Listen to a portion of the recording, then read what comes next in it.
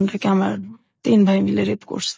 যখন ছোট ছিলাম তখন তো আর সবকিছু নাই। কিন্তু যখন বড় হইছি ছোটবেলার কথাগুলি আরকি তখন মানে বেশ মনে পড়ছে এবং কষ্টও দিছে। ছোটবেলা থেকে আমরা শুরু করি, আপনার যতটুকু মনে আছে, কোনো সমস্যা নেই। আমার এখনো মনে আছে মানে আমার জ্ঞান হওয়ার পরের থেকে আমার আব্বার অবস্থা সবসময় সচ্ছলই দেখছি। সচ্ছল মানে কি? সচ্ছল মানে আমাদের টাকা পয়সার কখনো কোনো অভাব ছিল না, নিজেদের বাড়িও ছিল, এখনো আছে। মানে দারিদ্রতা দেখি নাই কখনো। ঢাকা শহরে বাড়ি? হ্যাঁ, আমাদের ৪টা বাড়ি ছিল। ঢাকা শহরে 4টা বাড়ি? 4টা বাড়ি ছিল, এখন একটা আছে। আমার আব্বার আবার ওই যে মানে বিক্রি করার একটা ছিল আরকি। এই বাড়িগুলো উনি কি পৈতৃক সম্পত্তি হিসেবে পেয়েছিলেন নাকি নিজে থেকে করেছেন? নিজেই এগুলি করছেন। আচ্ছা, নিজে পরিশ্রম দ্বারাই করছেন আরকি। ওই জায়গা জমির ব্যবসা করতো কয়েক বন্ধু মিলে, তারপর সেটা আবার চড়া দামে বিক্রি করতো না। প্রথমে অল্প দামে কিন্তু পরে আবার চড়া দামে বিক্রি করতো, এইভাবেই আরকি। আচ্ছা। তারপর আমরা 5 ভাই 3 বোন। আমি হচ্ছি 7 নাম্বার, আমার ছোট একটা বোন আছে। আমরা 2 বোন মানে স্কুলে পড়ি একসাথে। তো আমার বোনটা তখন থেকেই আমরা পিটাপিটি, 1 বছরের ছোট বড়, কিন্তু আমার বোনটাকে দেখলে এটা মনে হতো না। আমার বোনটাকে আর কি বেশ বড় মনে হতো। তো ওকে বড় মনে হওয়ার পিছনে কারণ কি? ও মানে মোটা হয়ে গেছিল অনেক ছোটবেলাতে। শরীরে কোনো সমস্যা ছিল? অন্য কোনো সমস্যা? ওর হরমোনের সমস্যা ছিল, এটা তো তখন আমরা বুঝতাম না। আর আমার ফ্যামিলি কখনো ডাক্তারও দেখায় নাই। কিন্তু ওর সাথে আমার মানে বোঝা যেত না যে আমরা দুইজন এত মানে কাছাকাছি যে বয়স, মনে হতো অনেক ছোট বড় আর কি। ওকে বড় মনে হতো, আপনাকে ছোট মনে হতো? ওকে অনেক বড় মনে হতো। তারপর আমরা স্কুলে যাইতাম। আমার বাবার টাকার অভাব নাই, কিন্তু আমাদের কখনো ব্যাগই কিনা দেয় নাই। আমরা ব্যাগ ছাড়া বই নিতাম হাতে করে। আপনাদেরকে বই মানে কিনে দিত না? বই মানে স্কুলে তো পড়ি, প্রাইমারি স্কুলে, কিন্তু ব্যাগ যে নিব, বইটা যে নিব, ব্যাগ, সেই ব্যাগ আমাদের কিনা দেয় নাই। আমরা হাতে করে ব্যাগ নিতাম। কারণ আপনার সব সন্তানের প্রতি কি একই রকম আচরণ করতো নাকি? না, আমার ভাইদেরকে অন্যভাবে দেখতাম। আমার ভাইরা তো তখন অনেক বড়, কিন্তু এটা মানে শুরু এই যে বুঝি যে আর কি। আর একসাথে খাওয়াইতে গেলে সবসময় আব্বা মা ছেলেদেরকে পাশে রেখে বসায় খাওয়াইতো। আমরা বসলে আমাদের 2 বোনকে উঠাই দিত। কেন? আপনারা কখনো জিজ্ঞেস করতেন না যে কেন? হ্যাঁ, জিজ্ঞেস করতাম। কি বলতো? কোনো কিছু বলতো না, যে হিংসা করো কেন আমার ছেলেদের সাথে, এটা বলতো মাঝে মাঝে। তারপরে দেখতাম আমরা। আপনার ভাইরা কোনো প্রতিবাদ করতো না যে না কখনোই না, এটা তো মানে বাবা মার মতোই ওনারা। তারপর মানুষ টিফিন নিত, আমরা সেই সকালবেলা 2টা বোন যাইতাম। আমাদের আর্থিক অবস্থা ভালো হতো যে আমাদের টিফিন দেওয়া হতো না। আমার ছোট বোনটা ক্লাসরুমে কাঁদতো, আর স্কুলের মাঠে একটা আম গাছ ছিল, খিদে লাগতো খুব। তো আমি গিয়ে সেই মাঠের মধ্যে বসে বসে কাঁদতাম। সবাই খাইতেছে, আমরা 2 বোন খাইতে পারতেছি না, অথচ আমরা কখনো অভাব দেখি নাই। তো আপনারা কি কখনো প্রতিবাদ করতেন না? কারণ ওই সময়টা তো আসলে এতটা ইমোশনাল। আপনারা যখন বলছেন যে খুবই ছোটবেলায়, তো বাসায় এসে অনেক ঝগড়াঝাটি করতেন না যে কেন টিফিন দাও না বা কি অবস্থা? না, আমরা তো ভয় পেতাম, আমরা বলতে পারতাম না এসব। ভয় পেতেন কেন? আমাদেরকে ভয় পেতাম, হ্যাঁ, ছোটবেলা থেকে আমরা খুব টর্চারে বড় হয়েছি তো। তখন তো আমরা অনেক ছোট। আমার বোনটাকে যেখানে ভর্তি করার কথা আপনার 1 কি, তখন তো বেবি ছিল, প্রাইমারি স্কুল ছিল, সেখানে ওরে ভর্তি করা হয়েছে 2 তে, বড় দেখে। কিন্তু ও যে পারবে কিনা এটা কখনো দেখে নাই। ওকে ভর্তি করে দিল, বাস দিল, একদম ধাম করে ক্লাস। হ্যাঁ, দিল। তারপর আমরা একসাথে যাইতাম আসতাম। এই যে বৃষ্টি হইতো, তবুও আমাদের কোনো ব্যাগ ছিল না, আমরা 2 বোন ফ্রকের নিচে করে বই আনতাম। আমাদের বই ভিজা যেত, আমরা সে বইটা গ্যাসের চুলায় বসে বসে 2 বোন শুকাইতাম। আমাদের ওই বই ছিল কি হইলো এটা দেখার মতো কেউ ছিল না। আমার বড় বোন ছিল, সেও কখনো আমাদের কেয়ার করে নাই। আর যদি গরিব মানুষদের সাথে খেলতাম, যারা আমাদের চাইতে একটু ছিল, তখনও মার খেতাম, অনেক মার খেতাম। আমাদের সবার সাথে। আপনাদের ভাইদের ক্ষেত্রে কি একই রকম কিছু? হ্যাঁ, আমার ভাইরাই মারতো, আর ভাইদেরকে ওইভাবে দেখতো না। আপনার ভাইয়ের সাথে আপনার বয়সের ডিফারেন্সটা সেই সময় কতটুকু ছিল বা এখনো? আমার একটা ভাই আছে, সেটা হলো আমার বোধহয় 3 বছরের বড়। আর এরপর তো সবই বড়, অনেক বড় ওরা। কত বছরের ডিফারেন্স? যেমন আমি যদি মনে করেন আমি 1 এ পড়ি, তখন তারা 7 এ 6 এ পড়ে, এরকম। আচ্ছা, আমরা আরো সামনের দিকে, গল্পের সামনের দিকে যাই। তো যখন এই মারধর গুলো করতো, আপনারা বাবা কিংবা মাকে নিশ্চয়ই বলতেন? ওনাদের সামনেই মারতো, সামনে তো একসাথেই তো, সামনেই মারতো, কখনো কিছু বলতো না। মারার জন্য কোনো কারণ? না, এই যে খেলতেছি গরিবদের সাথে মারতেছে, বা এই সারাক্ষণ তো মানে এটা করো ওইটা করো। আমাদের 2 সেকেন্ডের জন্য 2টা বোনরে আমাদের মানে বসতে দিত না, সারাক্ষণ এটা করো। আর সুযোগ পেলেই আমার ঘাট টিপে দাও, পা টিপে দাও, হাত টিপে দাও, এগুলি চলতো। ভাই বলতো যে আমার ভাই খাট্টি বলতো, পেতো? হ্যাঁ। আচ্ছা, এটা কি স্পেসিফিকলি কোনো ভাই বলতো নাকি সবাই এরকম? বিশেষ করে ওই একজনই বলতো আর কি বেশি, তারপর সবাই এভাবেই ডাকতো আর কি। একটা উসিলা ছিল, আর একজন সারাক্ষণই এটা করতো। তারপর আমি যখন ক্লাস 2 তে পড়ি, আমি খেলতে যাইতাম, কিন্তু আমার বোনটা যাইতো না। ওর উপরটা যে তখন মানে কি গেছে, ও তো আমার সাথে একটু ছোট। আমি 3 তে উঠছি, 2 তে না, 3 তে উঠছি।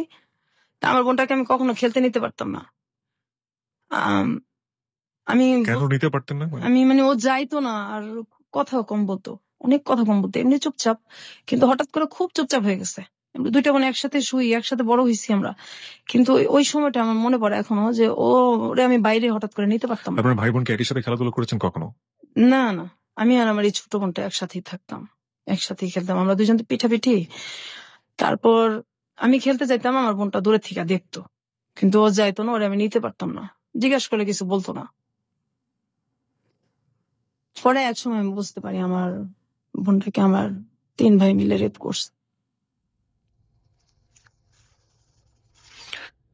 ওকে, আপনি এটা বুঝলেন, আপনি মানে কখন কিভাবে আপনি এটা বুঝলেন এবং কত বছর বয়স তখন আপনার?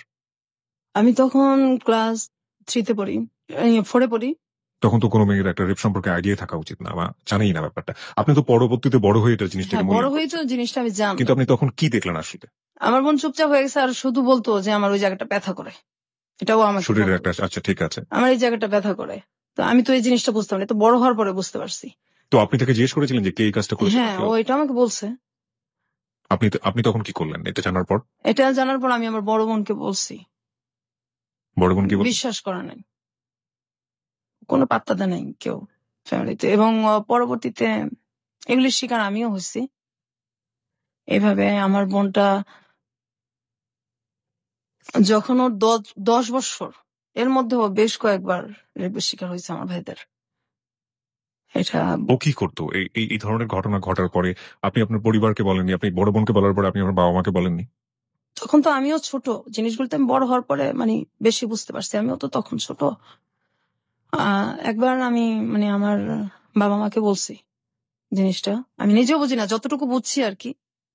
তো বলছে তোমাদের জন্য কি আমার ছেলে বের করে দেবো, আমার ছেলেদের সাথে হিংসা করো, এই জন্য এরকম কথা বলো, আজে বাজে কথা বানায় বলো।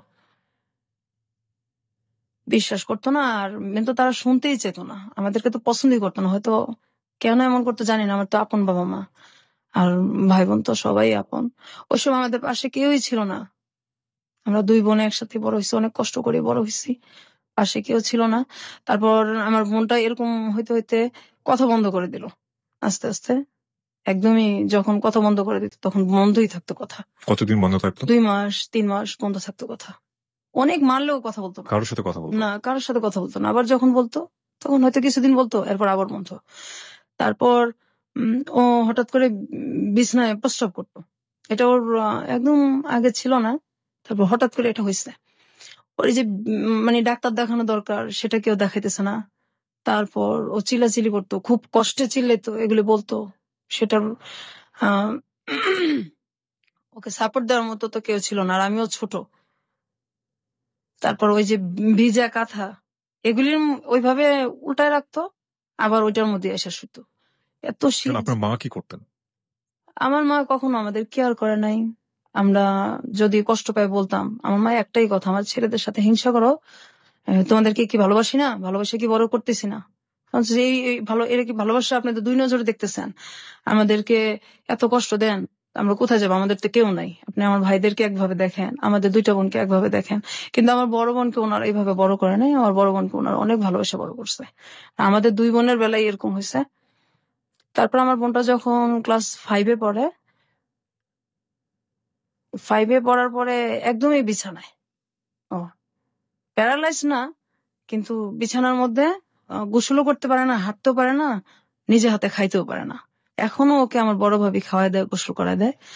আর তখন আমার বড় ভাবিটা তখন এরকম ছিল না, পরে আস্তে আস্তে মানে আমার মায়ের চাইতে বেশি ভালোবাসে। আমরা মেন ট্রিটমেন্টে যায়নি যে সময়টা এরকম হলো? না, আপনার পরিবার ট্রিটমেন্টে যায়নি? না কখনোই না, কোনো ধরনের ট্রিটমেন্ট করে? না কখনোই করে নাই। তো ও তো অসুস্থ হয়ে পড়লো 93 সালে। This track was downloaded from FusionBD.com. 93 সালে একদমই বিছানায় পড়ে গেল। তখন ওর বয়স কত? তখন ওর মনে হয় কত হবে, 93 ও ক্লাস 5-এ পড়ে।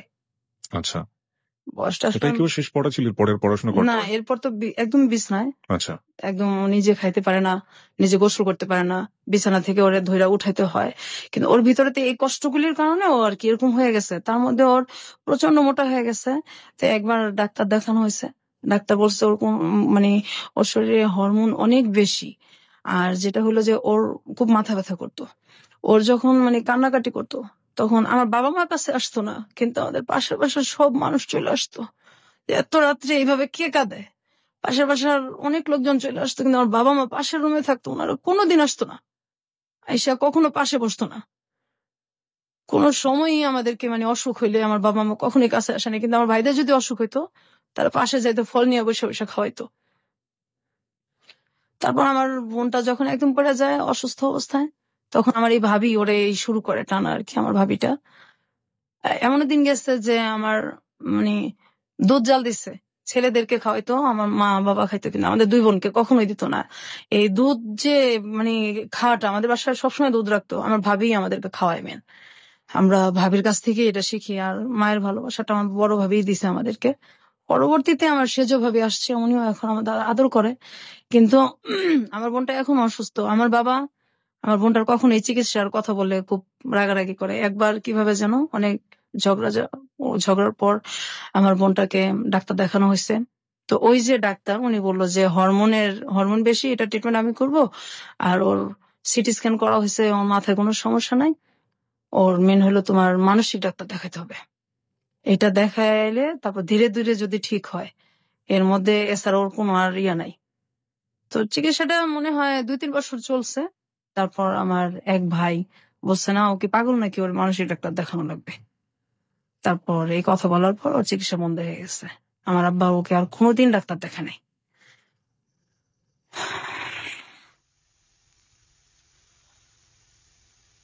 তারপর ও এখনো যদি মাথা ব্যথা করে, এখনো কথা বলে না। 2 মাস 3 মাস কথা বন্ধই থাকে। ওর বয়স কত এখন? এখন ওর বয়স তো আমার 2 বছরের ছোট, ওর 28-27 এরকম চলে। ঈদ আসলে নতুন কাপড় ওরে দেওয়া যায় না। পড়ে না? না। ও কি করে? ও মানুষের সাথে কথা মানে মানুষকে দেখলেও কি করে? খুব ভয় পায়। আত্মীয় স্বজন বাড়িতে আসলে ও বাথরুমে গিয়ে লুকায় থাকে ঘন্টার পর ঘন্টা। আপনি বলছিলেন যে আপনি ফার্স্ট টাইম জানলেন যখন আপনি ক্লাস 4-এ পড়েন, তখন সে তার ভাইদের দ্বারা রেপ। এবং এটা কি ওই একবারই ছিল নাকি পরবর্তীতে? না, ওকে অনেকবারই করা হয়েছে রেপটা। আমরা এই গল্পে ফিরবো, তবে তার আগে একটা বিরতি আছে। বিরতির পর শ্রোতা যারা শুনছেন তাদের উদ্দেশ্যে আমরা বলতে চাই, আমরা ফিরে আসছি আজকের হ্যালো 8920 গল্পতে। এবং সবকিছু আসলে জীবনের গল্প, জীবনে সবকিছুই সম্ভব। এবং যা হয়েছে আজকে তা আসলে অসম্ভবের চেয়ে অসম্ভব। এই অসম্ভব গল্প আপনাকে শেষ পর্যন্ত আমরা বলতে চাই, এবং বলার পর এটা আসলে একটা মেসেজ। আমাদের পরিবারে নারীরা কিভাবে নির্যাতিত হন নিজের মানুষের দ্বারা, নিজের একেবারে রক্তের সম্পর্কে মানুষের দ্বারা, সেখানেও যে আসলে নারীরা অনেক সময় নিরাপদ না, সেটাই আমরা আজকের গল্পে তুলে ধরার চেষ্টা করছি। আমরা ফিরবো বিরতির পর, আশা করছি আমাদের সঙ্গেই থাকবেন। আরেকবার নাম্বারটি মনে করে দিতে চাই, 91156689115668।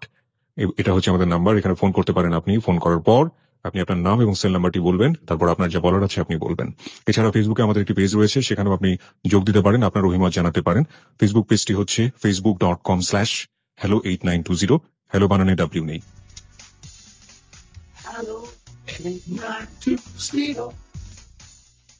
সংবাদের আগে আমরা ছোট করে আবারও ফিরেছি এবং একটু পরেই সংবাদ রয়েছে। আমার মনে হয় যে আপনি বোধহয় একটু নার্ভাস ফিল করছেন। বিথি, আসলে কি একটু নার্ভাস? শরীরটাও আপনার তেমন একটা ভালো না, আপনি বোধহয় একটু নার্ভাস ফিল করছেন। নার্ভাস ফিল করার আসলে কিছু নেই। আমরা মনে করি সবচাইতে জীবনে ঘটে যাওয়া ঘটনাগুলো, আপনি আজকে বয়স, সেটা আমি ভুল করে না থাকি, যেহেতু আপনার বোনের চেয়ে 2 বছরের বড়, 30-এর কাছাকাছি আপনার বয়স। 30 বছর ধরে আপনি যে কষ্টটা বয়ে চলেছেন, এবং সেই কষ্টগুলো আজকে আপনি আমাদের এবিসি লাখো শ্রোতার কাছে ভাগাভাগি করতে এসেছেন। নিশ্চয়ই আপনার একটি উদ্দেশ্য আছে, সেটা আমরা অনুষ্ঠানের শেষের দিকে জানবো। এবং এই যে এত কষ্ট করে বুকের মধ্যে লালন করে চলেছেন, এবং এমন কষ্ট যেটা আসলে কার কাছে কি আপনি আপিল করবেন, কার বিরুদ্ধে আপনি আপিল করবেন? আপনার অনুভূতিগুলো কি ঠিক এরকম না যে ভাইয়েদের কাছ থেকে আপনি আপনার বোনের কথা বলছিলেন, আপনার নিজের ক্ষেত্রেও কি এরকম ঘটেছে? অবশ্যই। একই বয়সে আপনার ক্ষেত্রে এরকম ঘটেছে? হ্যাঁ, আমার একই বয়স হয়েছে, আবার আমার পরেও হয়েছে, কিন্তু পরে ওর হয় নাই আর কি। হুম। তো আমি যখন 2 তে পড়ি, তখন আমার ভাই একটা আমাকে ডাক দিয়ে বলতেছে যে এই ঘরে আসো, ওই এক গ্লাস পানি দিয়ে যাও। আমি তো ছোটবেলা থেকেই খুব ভয় পেতাম। কোন ভাই আপনার? এটা আমার সেজো ভাই। একজনই? একজন আর কি। হুম। ডাক দিতেছে, তো আমি গেছি পানি নিতে। তারপর এটা তো আসলে তখন বুঝি নাই, বড় হয়ে বুঝতে পারছি। তখন আপনি ক্লাস 2 তে পড়েন? 2 তে পড়ি। তারপর আমি পানি দিতে যাওয়ার পর আমার ভাই আর কি দরজা আটকায় দেয়, জানলা আটকায় দেয়, আমার মুখ চেপা ধরে, এবং তার দ্বারা আমি রেপ হই আর কি। তো এটা আমি বাসায় জানাইছি, ওই সেম কথাই। কোনো ব্যবস্থা নেওয়া হতো না বাবা না, মার কাছ থেকে? এটা ছেলেদেরকে জিজ্ঞাসা করা হতো না, উল্টা আমাদেরই ধমকানো হইতো। আপনার ভাইয়ের বয়স তখন কত ছিল? আমার ভাইটা একদম যদি কমও হয় 7-8 তো পড়ে। আচ্ছা, 6-7-6। মানসিকভাবে অসুস্থ ছিল কি আপনার না, ভাই? কখনোই না, ওরকম কোনো সিমটমই তাদের নাই। এমনি পাড়ার লোকজন, আপনারা যে পাড়ায় বসবাস করতেন, তারা আপনার ভাইদেরকে কিভাবে চিনতো, মানে কেমন মানুষ হিসেবে চিনতো? আসলে আমাদেরকে তো বাহিরে কম যাইতে দিত, খেলতেও কম দিত। আপনাদের 2 বোনকেই? হ্যাঁ, খেলতেও কম দিত, বাইরে যেতে দিত কম। তারপর আমি যখন এরকম হয়েছি, হওয়ার পরে আমি কিছুদিন স্কুল যেতে পারি নাই। তো আমি খুব কান্নাকাটি করতেছি, মানে আমি কি বলবো, কাকে বলবো, তা আমি বাসাতে বলছি, এই কথা শুনছি, স্কুল যাইতে পারি নাই। এই যে যাই নাই, এর জন্য অনেক মারধর করা হয়েছে আমার। আমি স্কুল কেন যাই নাই, আমাদের যদি একটু খারাপ লাগতো আমরা স্কুল বন্ধ দিতে পারতাম না। তারপর আমার বোন যদি পড়তে না চাইতো, যে একদিন খারাপ লাগতেছে, পড়তে পারতেছে না, ওরে মানে ফ্ল্যাটের ওই মাথা থেকে একদম এই মাথা পর্যন্ত আমাদের মানে পড়ার ঘরটা চুলের টাইনা টাইনা তারপর হেঁচড়ে নিয়ে আসা হচ্ছে। কে করতো এটা? এটা আমার মেজো ভাই করতো, এটা আমাদের স্যারের সামনেই করতো। আচ্ছা, আমরা গল্পের বাকিগুলো শুনতে চাই সংবাদের পর। রাত 12টার সংবাদের পর আমরা আসলে এই গল্পের শাখা শাখা সবগুলোই জানার চেষ্টা করবো। আশা করছি আমাদের সঙ্গেই থাকবেন। সংবাদ পর্যন্ত অপেক্ষা করুন, তারপরে গল্পের মূল জায়গাগুলোতে আমরা যাব। হ্যালো 8920, আপনি শুনছেন এবিসি রেডিও FM 90.2। আশা করছি সাথেই থাকবেন।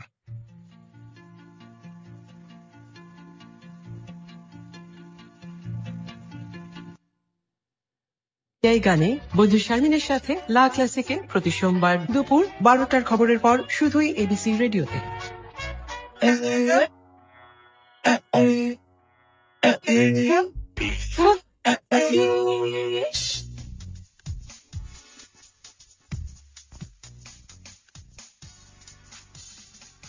Hello 8920. Hello 8920. আর একবার স্বাগত হ্যালো 8920-তে। সংবাদের পর আমরা ফিরে এসেছি আমাদের অতিথি নিয়ে। আজকে আমাদের সঙ্গে আছেন বিথি। বিথি তার ছদ্মনাম বলবো আমরা আসলে গল্পের প্রয়োজনে ব্যবহার করছি, তিনি তার নিজের নামটাকে গোপন করেছেন।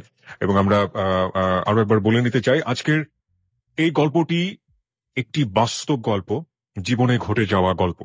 এবং আমরা মনে করি যে কোনো সেটা সমস্যাই থেকে যায় যদি সেটা গোপন রাখা হয়।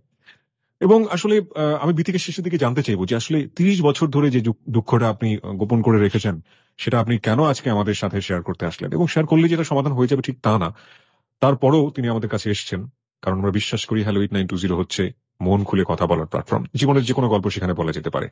বিথি, আমরা সংবাদের বিরতিতে যাওয়ার আগে আপনার কাছ থেকে জানছিলাম যে কিভাবে আপনারা ফ্যামিলিতে অ্যাবিউজ হয়েছেন, এবং আপনার ভাইরা যেটা করেছে, এবং আপনার বাবা মা সেখানে কোনো ধরনের কোনো ভূমিকাই নেয়নি। আপনি আপনার বোনের কথা বলছিলেন, আপনার বোন। তা আমার বোন তো এই যে এরকম হলো, তারপর আমার বাবা মা তো কোনো কেয়ারই নাই, অসুস্থ হয়ে পড়লো। কিছুদিন ওর চিকিৎসা চলার পর আমার ভাইটা যখন বললো, তখন তো চিকিৎসা বন্ধ হয়ে গেছে। বন্ধ হয়ে যাওয়ার পরে তো মানে আমিও এটা নিয়ে অনেক ঝগড়া করছি, আমার ভাবিরা করছে। এবং আমার যে বড় ভাইটার পরে যে মানে আমার যে সেজো ভাইটা, ওই ভাবিটার দেশের বাড়ি হচ্ছে চাঁদপুর, ওনার 2টা বাচ্চা আছে। ওনার হাজবেন্ড আমাদের সাথে সেম কাজটাই করছে। আমার ওই ভাইটা তখন 9-এ পড়ে, ও তখন বড়। আর হাজবেন্ড মানে হচ্ছে আপনার ভাইয়ের বাইরেও? না, আমার মানে বড় ভাইয়ের পরে যে ভাইটা বিয়ে করছে আর কি, একটা গ্যাপ মাঝখানে ভাই, তারপরে যে ভাইটা বিয়ে করছে ওই ভাবিটা ভালো। ওই ভাবিটার হাজবেন্ড যেরকম করছে সেই ভাবিটাও জানে। আচ্ছা আচ্ছা। উনি আমাদেরকে বেশ সাপোর্টও দিছে। উনি ওনার হাজবেন্ডকে কখনো জিজ্ঞেস করেছেন আপনার জানা মতে যে তুমি এই ধরনের কাজ কেন করেছো? না, এটা বলতে সাহস পায় না, খুব ভয় পায় ভাবি। ওনারা কি মারধর করেন ওদেরকে? না, ওরকম তো কখনো দেখি নাই। আর এমনি খুব ভালোবাসে, ভাবির সাথে কখনো খুব একটা লাগালাগি হয় না, ও বাচ্চাদের নিয়েই হয় আর কি। আচ্ছা। মাঝে মাঝে ওর নিজের বাচ্চার সাথে, দুইটা ছেলে যে আছে, এই আমাদের সাথে যেরকম মানে টর্চারটা করতো, যে হাসি খুশি থাকাটা বোধহয় দেখতেই পারে না। কি ধরনের টর্চার করতো? গায়ে হাত তো তুলতো, কি ধরনের হ্যাঁ, টর্চার করতো? তো আমার ধরেন আমি ওই যে স্কুলে যাব ছোটবেলা, আমি আমার বোনের ইয়েটা আগে শেষ করি। জি। আমার বোনটা তো অসুস্থ হয়ে গেল, তারপর চিকিৎসা বন্ধ, ওর মাথা ব্যথার জন্য আশেপাশের মানুষ চলে আসতো, বাবা মা তো কখনোই আসতোই না। আর আমার ভাইরা ওর চিকিৎসা বন্ধ, যে ও কি পাগল নাকি, ওর তুমি মানসিক ডাক্তার দেখাবা, আর মোটা হয়ে গেছে, ডাক্তার বলছে হরমোনের ট্রিটমেন্ট করলে এটা ঠিক হয়ে যাবে, না হয় এটা ওর অনেক সমস্যা হবে। আমার বাবা বলছে এগুলি কোনো কিছু নাই, মোটার জন্যই সমস্যা সব। এবং আমার ভাইরাও এটাই কথা। আর আমাদের সংসারটা তাই হয় যে আমার ভাইরা বলে আর কি, আমাদের কোনো ভ্যালু নাই, আমরা দুই বোন কোনো ব্যাপারে কোনো মন্তব্য দিতে পারি না। আর আমাদের যেভাবে চালাবে ওইভাবেই। আমার বাবা টাকা নাই, কিন্তু আমার দুই বোনের যে কাপড় চোপড় গায়ের, এটা কখনো মানে দিত না। কাপড়েও আমাদের খুব কষ্ট দিত। আর আমাদের কোথাও এই যে চিড়াখানা বা বাচ্চাদের যে ঘোরার যে জায়গাগুলি, ঈদ আসতো বা এমনিতে, আমাদের কোথাও কেউ নিয়ে যায় নাই কোনোদিন, আমার আব্বাও না। আমরা এগুলি ছোটবেলা দেখি নাই চোখে, কখনোই না। ঢাকা থেকে এগুলি আমরা কখনোই দেখি নাই। তারপর কাপড় চোপড় যদি কোথাও যাইতে হতো, আমার এখনো মনে আছে, আমরা একটা জায়গায় যাব, তো আমাদের কোনো কাপড় নেই, আমাদের পাশের বাসার একটা মেয়ের কাছে গিয়ে আমার জামা চায় নিয়ে আসতে হয়েছে। অথচ আমার আব্বার কিন্তু টাকা আছে, কিন্তু কাপড় চোপড় এত কষ্ট দিত যে মানুষের কাছে গিয়ে আমাদের টাকা চায়, কাপড় চায় নিয়ে আসতে হইতো। অসুখ হলে ডাক্তারও দেখাইতো না। আমাদের ছোটবেলা টাইফয়েড হয়েছে, পরে ডেঙ্গু জ্বরও হয়েছে, আমার ডাক্তার আমার আব্বা দেখেন, আমার গলার চেন বিক্রি করে আমার চিকিৎসা করা লাগছে। আমার ছোট বোনেরও সেম অবস্থায়, ওর মাঝে মাঝে পা ফুলে যায়, একদম পা ফুলে, গাল টাল ফুলে যায়, খুব কান্নাকাটি করে। আমার আব্বার কোনো খারাপই লাগে না। আর আমার আব্বার কিন্তু একটু বাইরের মহিলাদের প্রতিও আছে, দুর্বলতা আছে, আসা যাওয়াও আছে। আমরা যখন খুব ছোট, আমার মা আর আব্বা দুজনেই কিন্তু মানে মরিদ হয়েছিল। আমাদের বাসায় গান হইতো, পীরের মরিদ, গান বাজনা হইতো, আমরা ওটা পছন্দ করতাম না। তখন খুব আমার মা মানে কোনো কিছু নিয়ে যদি রিয়াক্ট করতাম, খুব গালাগালি করতো, আব্বাও সেম, আর ভাইরা তো আছেই। আমাদের বাসায় অনেক লোকজন আসা যাওয়া করতো, এটা আমরা কখনোই পছন্দ করতাম না।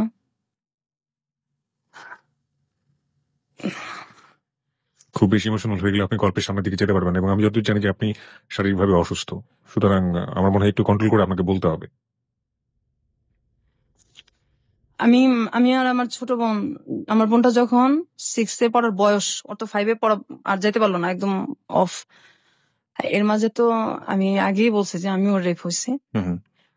তারপর আমি যখন, আমার বোনটা অসুস্থ শুয়ে আছে, আমার মাকে আর কি একটা ছেলে ধর্মের মা ডাকে, তো উনি আমাদের বাসায় আসে অনেক রাত্রে। আমাদের বাড়িটা ছিল অর্ধেক দোতলা অর্ধেক একতলা। আমি আর আমার বোনটা যে রুমে শুইতাম, তার পাশে আমার আব্বা আম্মার রুম ছিল, তারপরে ছিল বাথরুমটা। তো ওই লোকটা রাত্রে মানে আসে আমাদের বাসায়, আসার পরে আমার আব্বা আর মা আমার ভাইদের সাথে ওরা শুইতে না দিয়ে, আমাদের কিন্তু জায়গা আছে, ড্রয়িং রুমও আছে, আমাদের রুমে পাঠাই দিছে আমাদের সাথে শোয়ার জন্য। তো আমি উঠে গিয়া বলছি যে আমাদের এত জায়গা আছে, উনি আমাদের সাথে কেন শুবে? তখন বলছে ওখানে শুলে সমস্যা কি, তোমার ভাই না? ভাই বলে কিছু না, ভাই শব্দ তো ঘৃণা করি ছোটবেলা থেকেই, ভাই নামটাই ঘৃণা করি আমরা, ভাই আবার কি, ভাই বলে কিছু নাই। তারপর ওই লোকরা আমাদের সাথে শোবে পড়েন, আমরা কি করবো, আমরা দুই বোন সারা রাত একসাথে না ঘুমায় বসে আছি, আর ওই লোকটা আমাদের বিছানার মধ্যে শুয়ে আছে।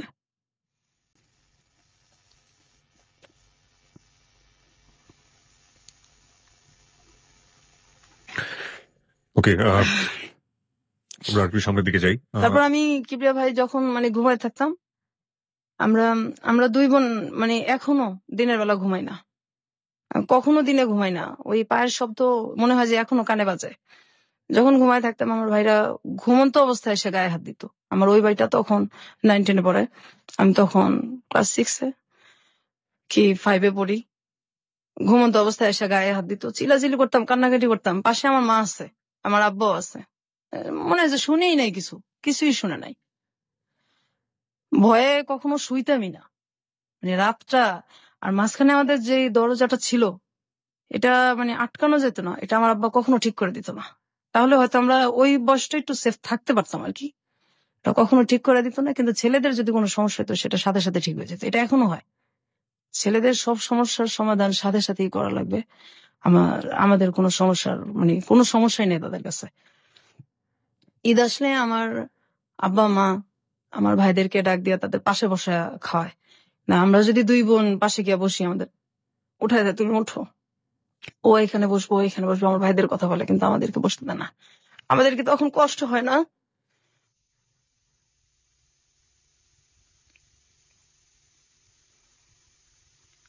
আমি সবসময় বলতাম যে আমরা কি মানে আপনাদের সন্তান না? আর আমরা দুই বোন খুব মানে তখন থেকেই কল্পনা প্রবণ হয়ে পড়ি যে কত মানুষ যায় রাস্তা দিয়া, যদি ওই লোকটা এসে বলতো যে আমি তোমাদের বাবা, তোমাদের রাস্তায় ফালাই গেছি, তো তোমরা হারাই গেছিলা, ওরা তোমাদের পাইছে। আমরা সবসময় এই জিনিসটা ভাবতাম যদি কেউ এরকম আসতো।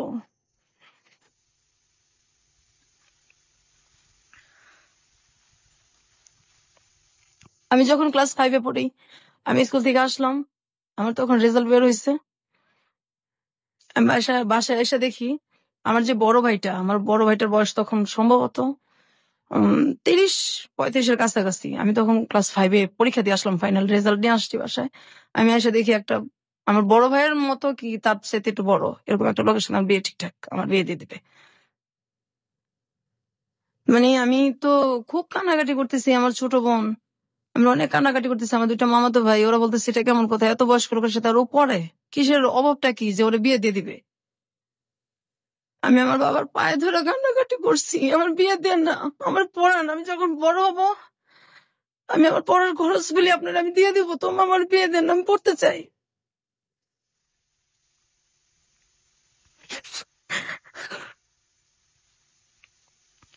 আমার ছোট বোনরা বলতো আমার তো চিকিৎসা করেন না, ওরে পড়ান, ওরে দেখেন। আমার ভাবিরাও বলতো, আমার বড় ভাবিটাও বলতো। আমার আব্বা মা কারো কথা শুনতো না। তারপর ওই বিয়েটা আমার মামাতো ভাই, আমি, আমার ছোট বোন, আমরা মিলা এটারে মানে ওই লোকটাকে বাড়ি থেকে তাড়াই আর কি, অনেক অপমান করে যতটুকু ওই বয়সে কুলাইছে। আর এই জন্য আমার যে ভাইটা বেশি টর্চার আমাদেরকে করছে, ওই ভাইটা আমাদেরকে অনেক মারছে ওদিন রাত্রে। আমি স্কুলেও 4-5 দিন যাইতে পারি নাই, আমার এত জ্বর আসছে। কেন আমি এটা কেন করলাম? বিয়ে দিলে দিবে, আমি এটা বলার কে?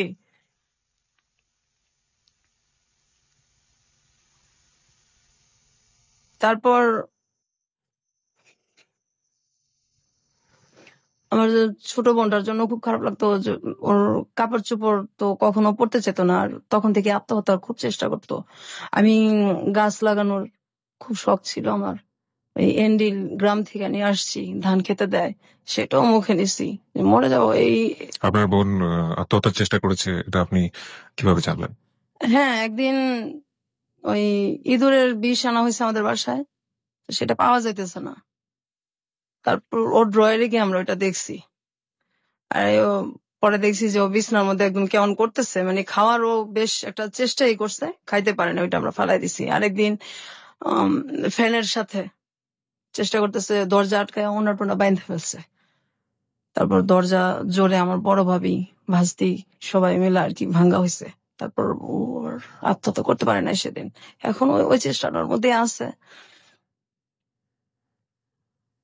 ও কি এখন পুরোপুরি মানসিক রোগী? একদম মানসিক রোগী, ও মানুষ দেখলে ভয় পায়। কি করে মানুষ দেখলে? এই যে বাথরুমে ঢুকে যায়, তারপর এত গরম, এই গরমের মধ্যে কাঁথা মোড়া দিয়ে শুয়ে থাকে। এখনো গরমের মধ্যে কাঁথা মোড়া দিয়ে শুয়ে থাকবে, কার সাথে কথা বলবে না। ঈদ আসলে তো জামা সে পরবেই না, নতুন কাপড় সে পরবে না। তারপর ঘরের যে একটা আসবাবপত্র চেঞ্জ, এটা সে সহ্য করতে পারে না। আর ভাইদের সামনে যায় কখনো? কিসে আপনার ভাইদের সামনে কখনো যায়, বা ভাইরা এক বাড়িতেই তো সামনে পরেই আর কি। কোনো মানে উদ্ভট আচরণ? কথা টথা হয় না, খুব একটা কথা হয় না, আর তো সহ্য করতে পারে না। আর না মানে রিয়েক্ট তো এখন আর হয় না, করে কি করবে, কোথায় যাবে?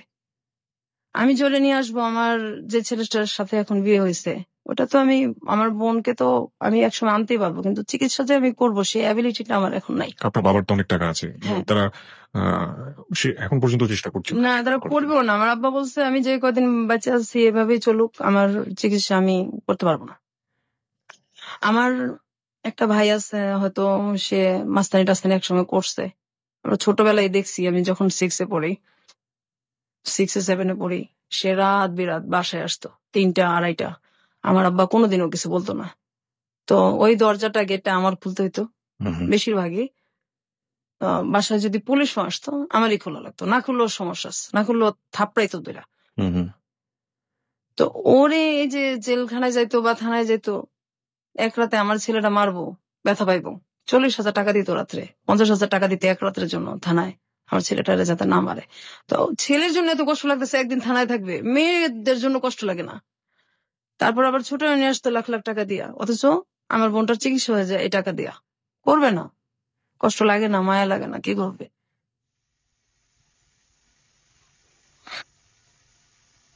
আমার মাও এরকমই ছিল, মা বাবা দুইজনই ছেলেদের প্রতি দুর্বল। আপনি সর্বশেষ এই দুর্ঘটনার শিকার হয়েছেন কত বছর আমি বয়সে? তখন ক্লাস 8-এ পড়ি। ক্লাস 8 পর্যন্ত আপনাকে এই এই এই দুর্ঘটনা সহ্য করতে হয়েছে। আপনার মা তখন বেঁচে ছিলেন? হ্যাঁ, আমার মা মারা গেছে যে 4 বছর হয়েছে। ক্লাস 8-এ যখন আপনার লাস্ট এই ঘটনাটা ঘটলো, আপনি আপনার মাকে বলেছেন? হ্যাঁ, বলছি। মা কি বলেছিল? তুমি মিথ্যা কথা বলো, সারা জীবন আমার এই ছেলে নামে এসব বদনাম করো, ওকে বেশি ভালোবাসি, সহ্য করতে পারো না, এগুলো কি বলো? তারপর আমার আব্বার ওইখানে গেছে, আমি তো কাঁদতেছি। তারপর গেছে, যাওয়ার পরে একটু পরে দেখি আমার আব্বাও খুব চিল্লাচিল্লি করতেছে। কি আমি কি এই 2 মেয়ের জন্য কি এসব কথা কয়? আমার 2 মেয়ের জন্য কি আমি আমার ছেলেদেরকে বাসা থেকে বাইর করে দিব নাকি? আপনার বাড়ির আশেপাশের লোকজন জানতো না এই ধরনের ঘটনাগুলো ঘটে? না। আপনার কখনো মনে হয়নি আপনি পুলিশে যাবেন, পুলিশে গিয়ে বলবেন? হ্যাঁ, এরকম মনে হইতো, কিন্তু যখন মনে হইতো যে বললাম ঠিক আছে ধরে নিল, বের হবে, বের হয়ে আমাকে যখন কিছু করবে, তখন আমি কোথায় যাবো? আমার তো যাওয়ার জায়গা নেই। আমি যাব কোথায়? আমার বাবা মাই তো আমার নাই, তো আমি এখানে কোথায় যাব? কোনো জায়গায় তো নেই যাওয়ার। তো মাঝে মাঝে বলতাম আমাদেরকে মাইরা ফেলেন বিষ খাওয়া। ধরেন আমি রেডি হইতেছি স্কুলে যাব, ওই সময় আমার ভাইটাকে বলতেছে, ম্যাক্সিমামই কি করতো আমাদেরকে, যেগুলো আমরা ছবিতে দেখি, ওই আমার হাত টিপা দাও, পা টিপা দাও, মাথাটা টিপা দাও। তো যাইতে চাইতাম না। আমার মাই বলতো, এই ডাক্তারছে যাস না কে, বড় ভাইটাকে যাস না কে, যাইতে চাইতাম না। তখন রাগারাগ করতাম, কিন্তু লাভ হইতো না, মারি খেতাম, অনেক ভয়ে চলে যেতাম। তারপরে একদিন এরকম হয়েছে, স্কুলে যাব, ওই সময় আমার ভাই, আমি ড্রেস পরা আর মাত্র 8 ঘন্টা আছে আমার স্কুলের সময়, তখন ডাক দিয়া বলতেছে এই হাত পাত। তো আমি হাত পাইতে দাঁড়াই আছি। তারপর আমার ভাই কমলা খাইতেছে আর খোসাগুলি আমার হাতে দিতেছে। আমি তো দাঁড়াইতেছি যে দেরি হইলে ওদিকে ম্যাডামের মার খাবো স্কুলে, আর কিছু বলতেও পারতেছি না। এটা আমার মা তখন পাশেই, আমার ভাইয়ের পাশেই আমার মা খাটে বসে আছে। আমি বলতেছি আমি কি স্কুলে যাবো না? আমার হাতের মধ্যে আপনি কমলার খোসা রাখতেছেন, আমি স্কুলে যাবো, আমার স্কুলের সময় যাইতেছে গা। ঠাস ঠাস করে আমার গালের মধ্যে চড় দিছে। এই বড় ভাইয়ের উপরে কথা কস, তোরে দাঁড়ায় থাকতে বলছি, তুই দাঁড়ায় থাকবি, এত কথা কস কি লিগা? তখন ম্যাডাম কি করবো না করবো। তারপর সেদিন রাত্রে আমার মা মাজারে গেছে, আমার বড় ভাবি তাদের রুমে শুইতো দোতলায়, আর নিচে আমরা শুইতাম। ওদিন আমার ভাইটা আমাকে ঘুমন্ত অবস্থায় ধর্ষণ করে আর কি, রেপ করে। তো এটা পরের দিন জানানো হয়েছে, ওই একই অবস্থা, কোনো রিয়াকশন নাই। কোথায় যাবো? আমাদের তো কোনো যাওয়ার জায়গা নাই, সহ্য করেই থাকতে হয়েছে, বাঁচতে হয়েছে। আপনার বোনের ক্ষেত্রে এই ধরনের ঘটনা, আপনার ক্ষেত্রে সর্বশেষ ঘটেছে ক্লাস 8 অবস্থায়, হ্যাঁ। আপনার বোনের ক্ষেত্রেও কি এই? না, আমার বোন যখন ওই যে 5-4 পর্যন্ত, তারপর তো একদম বিছনায় পড়ে গেল। এরপর আমরা একটু বড় হইলাম, একসাথে থাকি। আমার বড় ভাবিটাও তখন একটু ইয়ে হয়েছে। আমরা আবার এরকম হয়েছে যে আমরা তো নিচতলা আর দোতলা এরকম ছিল, স্কুল থেকে আসছি কাপড় চেঞ্জ করব, তো কাপড় চেঞ্জ করতেছি, হঠাৎ দেখি যে ঘরের পিছনে কে দাঁড়ায় আছে। তো প্রথম ভাবছি হয়তো মানুষ, কিন্তু আমাদের তো এটা তো পুরো বাউন্ডারি দেওয়া, অন্য মানুষ আসবে কোথেকে। তো হঠাৎ করে তার মানুষ ঘরের পিছনে তাকায় না, পরে খেয়াল করে দেখি হ্যাঁ আমার ভাই। এরকম অবস্থা, তো কাপড় চেঞ্জ করাটা সমস্যা হয়েছে। আইসা স্কুল থেকে সব জানলা আটকা, দরজা আটকায়, তারপর কাপড় চেঞ্জ করতে হইতো, তো বাথরুমে গিয়ে চেঞ্জ করে হইতো। আর ভয়ে তো দিনে কখনোই শুইতাম না, দিনে শুইলেও সমস্যা আছে। এই ধরেন বৃষ্টি হইতেছে অনেক একদিন, তখন আমি ক্লাস 7-এ পড়ি। তো বৃষ্টিতে ভিজে আসছি, আইসা খুব ক্লান্ত, ভয়ে কখনো শুই না। ওদিন কিভাবে জানি একটু ঘুমায় গেছি। হঠাৎ করে ঘুমের মধ্যে দেখি যে আমার ভাই সবসময় ঘুমের মধ্যে গায়ে হাত দিত আমাদের। তো হঠাৎ করে আমার ভাই গায়ে হাত দিছে, আমি তো ঘুমের মধ্যে চিল্লাইতেছি, সহ্য কত করব, কোথায় যাব, চিল্লাচিল্লি করতেছি। আমার মা দৌড়াইয়া রান্না করতে আসছে, কি হয়েছে বললাম, দেখেন এইভাবে বাচ্চা যায়, এগুলি কি আমাদের মাইরা ফেলেন, না হয় আমাদেরকে কিছু একটা করেন, এভাবে কিভাবে থাকবো। তো আমার আম্মা যে তরকারি নাড়ানাড়ি করে খুশ ওইটা নিয়ে আসছে আমাকে মারার জন্য। আমার ভাইটিকে তো কিচ্ছু বলেই নাই, উল্টা আমাকে আসছে মারতে।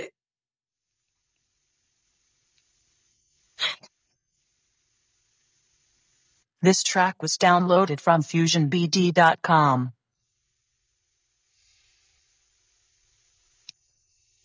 আচ্ছা, আপনার পড়াশোনা কত পর্যন্ত হয়েছে? আমি ইন্টার্ন পরীক্ষা দিচ্ছি, এক সাবজেক্ট খারাপ করছি, পরে আর দেওয়া হয় নাই। আমি এ পর্যন্ত তো গেল, তারপর 9-এ উঠলাম। 9-এ ওঠার পরে আমার ওই সময় থেকেই আমার আব্বা পড়ার খুব কষ্ট দিত। বই দিত না, বই দিলে খাতা দিত না। তারপর অনেকদিন ঘুরাইতো, ম্যাডাম স্যারদেরও মার খেতাম, হইতো না। আর স্যার আমি যখন ক্লাস 6-এ উঠছি তখন পর্যন্ত আমার স্যার, এরপর আর আমাদের স্যার রাখে নাই। যখন আমি 8-এ 9-এ উঠলে তো আর নিজে থেকে পড়া যায় না, অঙ্ক ইংলিশ এগুলি তো লাগেই। তো পড়া না পারলে মারি খেতাম, বাসায়ও মারি খেতাম, আর পড়া না পারলে স্যারদের কাছেও মারি খেতাম। তো যে আমার ক্লাসের যেসব মেয়েদের সাথে সম্পর্ক ছিল, ওদের ভাই ছিল, তো ভাই শব্দটাকেই ঘৃণা করি। যাদের ভাই ছিল ওদের বাসায় আমি কখনো যাইতাম না। আর যাদের দেখতাম ওর বাবা মা বেশি আদর করে, ওখানেও যাইতাম না, কখনোই যাইতাম না, ভালো লাগতো না যাইতে, সহ্য হইতো না। তারপর আমার তো স্যার নাই, আমি সবসময় মারি খেতাম। আমি ক্লাস 9-এ আমার অঙ্ক খারাপ হয়েছে, ওই মেয়েদের কাছ থেকে দেখে দেখে ভেবে ভেবে পরীক্ষা দিছি। অঙ্ক যখন খারাপ হয়েছে তখন আমি বাসায় আসছি, যে ম্যাডাম বলছে গার্জিয়ানদের সিগনেচার নিলে উঠাই দিবে, আমার অন্য সাবজেক্ট গুলি খুব ভালো, তা আমাকে উঠাবে না। গার্জিয়ান সিগনেচার না করলে ম্যাডামও তো উঠাই দিবে না দরখাস্ত। ম্যাডাম বলছে তুমি দরখাস্ত দাও, উঠাই দেবো। 5-6 দিন হয়ে গেছে, তারপর ম্যাডাম আমাকে বলতেছে যে সবাই ইয়ে হয়ে গেছে, ভর্তি হয়ে যেতেছে, তো তোমার তো সব মার্ক ভালো, শুধু এটার জন্য তুমি আনলো না তোমার গার্জিয়ানের সিগনেচার দিয়া দরখাস্তটা। পরে বলছি, ম্যাডাম আমাকে তো আমার বাসা থেকে বলা হয়েছে যে আমাকে ওঠাবে না, আমাকে এই ক্লাসে রাখবে। তখন ম্যাডাম বলছে, কেন, তোমার সবগুলি ভালো, আমি যেখানে ক্লাস টিচার হয়ে বলতেছি সেখানে তোমার গার্জিয়ান কি, তো দাও, আমি সিগনেচার হয়ে তোমার গার্জিয়ান হয়ে আমি তোমাকে উঠাই দেবো। তারপর ম্যাডাম, আমি তো আর বুঝতে পারি না, আমি খুব খুশি হয় আর কি, ম্যাডামের সিগনেচার দেওয়া, তারপর আমাকে উঠায় দেওয়া হয়। তো আমি পরের দিন এসে আমার আব্বাকে বলি আর কি, যে আমার নতুন বইটি লাগবে, আমার উঠাই দিচ্ছে ম্যাডাম। এই কথাটা শোনার পর আমার যে বেটা বেশি টর্চার করছে আমাদের, ও এসে ঠাস ঠাস করে আমার গালের মধ্যে চড় দিছে। এত পণ্ডিত কেন, আমি উঠাবো না, ম্যাডাম তোরে বলবো কেন, আর ম্যাডাম বললে তো উঠাবে কেন, তুই কস নাই আমার কথা? হ্যাঁ বলছি তো, আমি উঠবো না কেন, আমার তো সবগুলিতে রেজাল্ট ভালো। আমাকে কিবরিয়া ভাই এত মারা মারছে, আমি 10-12 দিন আমার জ্বর ছিল। আমার আব্বা কিচ্ছু বলে নাই, মাও কিছু বলে নাই, আর বলার তো আর কেউ নাই। তারপর তো স্কুলে গেছি, আসছি, তো ওই এক সাবজেক্ট আমার সবসময় খারাপ হতো। আমি যখন পরীক্ষা দিব তখন 99 সাল, আমার সাথে সবাই পরীক্ষা দিতেছে, আমাকে দেওয়া হবে না পরীক্ষা, যে এটা পরীক্ষা দেওয়া না, এটা 1 বছর ঠিকই রাখবো, এটা পরীক্ষা দেওয়া না। আমি অনেক কান্নাকাটি করছি, পরীক্ষা দেওয়া না। তখন 2000 সালে আমার যেটা বড়, ও বলতেছে, না পরীক্ষা না দেওয়ালে কিভাবে হইব, সবাই দিতেছে। ও বলতেছে যে এখন তো সময় নাই, ওটা রেজিস্ট্রেশন হয়ে গেছে। তো ও আমার বলছে, দেখেন যেভাবেই হোক আমি পরীক্ষা দিব, আমি পড়বো। তারপর আমার তো ম্যাট্রিকের সব বই আছে, আমি পড়তেছি। হঠাৎ করে যখন ওই রেজিস্ট্রেশন আমার করতে হবে, তখন আমি গেছি, যাওয়ার পর আমি গিয়া দেখি যে এটা একটা মাদ্রাসা।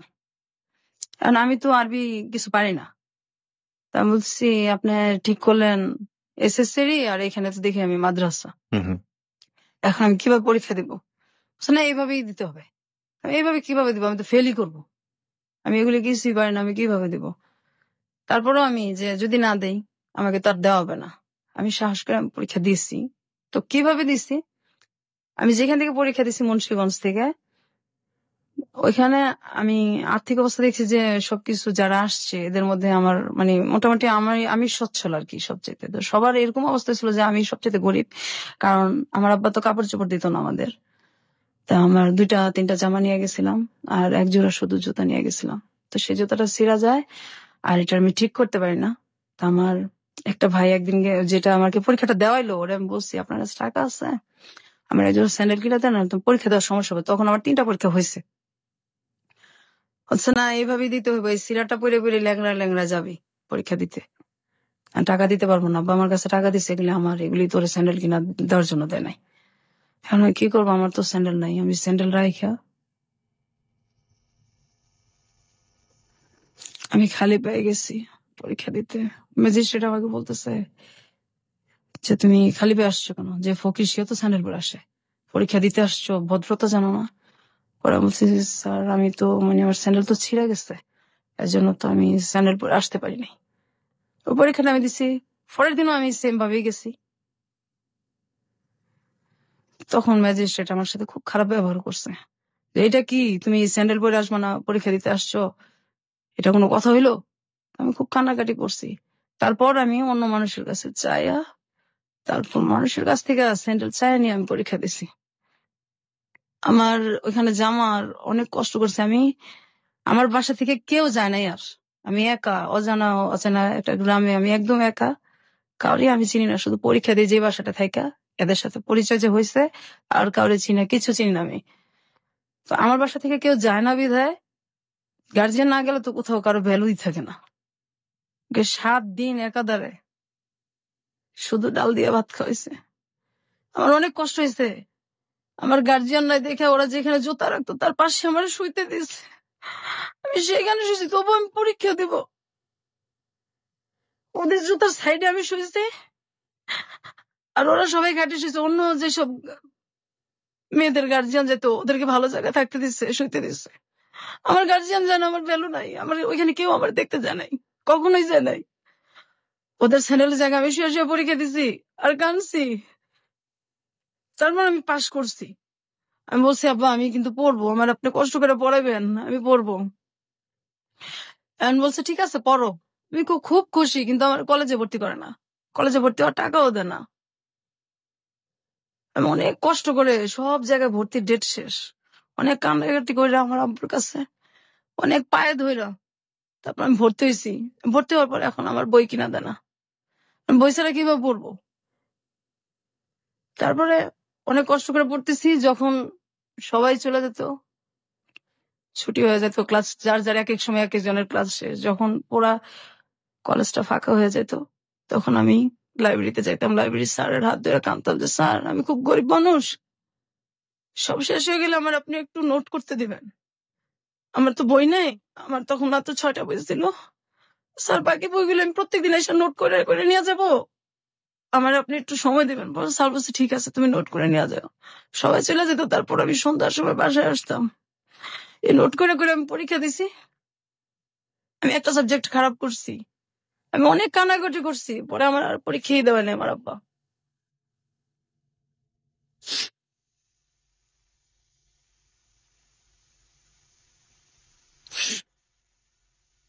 পৃথিবীতে সবচেয়ে মধুর সম্পর্কগুলো হচ্ছে প্রথমত রক্তের সম্পর্ক, কারণ বাবা, ভাই, মা, এই সম্পর্কগুলো আসলে এই সম্পর্কই, এই সম্পর্কের ক্ষেত্রে কোনো কিছু চিন্তা করে না। কিন্তু আজকে যে ঘটনাটা আমরা শুনছি, আহ জীবন আসলে কখনো কখনো বোধহয় কোনো কোনো জায়গায় কোনো কিছুই, কোনো নিয়মকেই ক্ষমা করে না। আসলে এই ঘটনাটা আসলে সেরকমই একটা ঘটনা। আমরা কি আরো একটু সামনের দিকে যেতে চাই? আপনি যদি একটু নিজেকে সামনে রাখেন প্লিজ। প্রত্যেকটা মানুষের জীবনেই প্রেম ভালোবাসা আসে। আপনার জীবনেও কি এরকম কখনো এসেছিল? হ্যাঁ আসছে। আমি আরেকটু কথা বললে নেই। জি।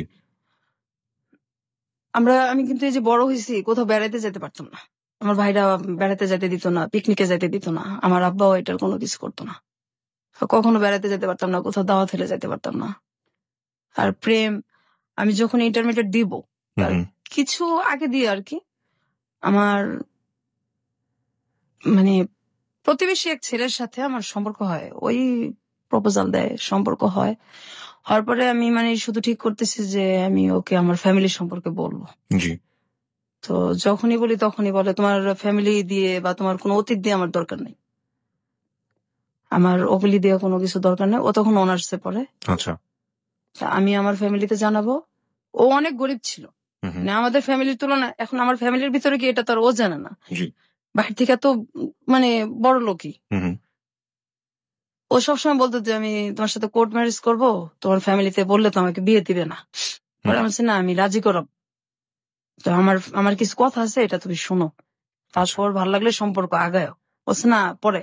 তো এই শুনে না যখনই বলতে চাই যে আমার একটু একটু টাচ দেই, কিন্তু ওই যে যে জিনিসগুলি ওগুলি সুযোগটা হয় না।